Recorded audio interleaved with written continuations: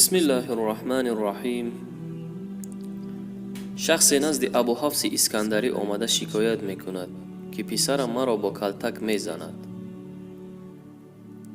ابو حفص خیلی ناراحت میشود و میفرماید سبحان الله، نخواد پسر پدر را بزند.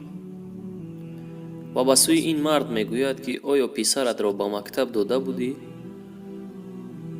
مرد میگوید نه، پسرم مکتب نخوانده است. باز میپرسد آیا با او قرآن را تعلیم داده بودی؟ این مرد در جواب میگوید نه جناب، قرآن نیز نخوانده است. باز میپرسد پسرت چه شغلی دارد؟ مرد میگوید چارواداری میکند، یعنی پادبان هست. ابو حفص میگوید میدانی پسرت برای چی تو را میزند؟ مرد پاسخ میدهد نه، نمیدانم. ابو حفص میفرماید فکر میکنم او هر روز پگاهی به خر سوار شده از دنبال پوده میرود.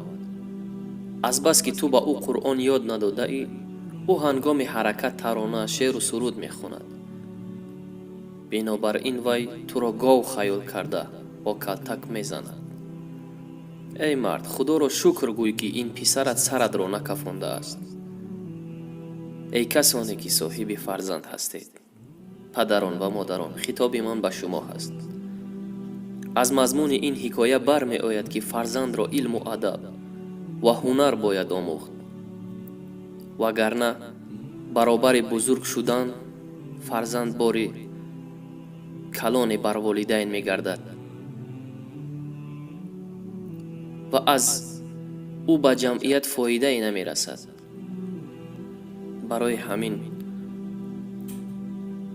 برای هر یک ما پدران و مادران، خصوصا کسانی که فرزند دارند، فرض است که فرزندانمان را باید تعلیم خوب بدهیم، چه تعلیم دنیوی و چه تعلیم دینی، که عاقبت مثل انا همین پسر پدر یا مادرش را نزند.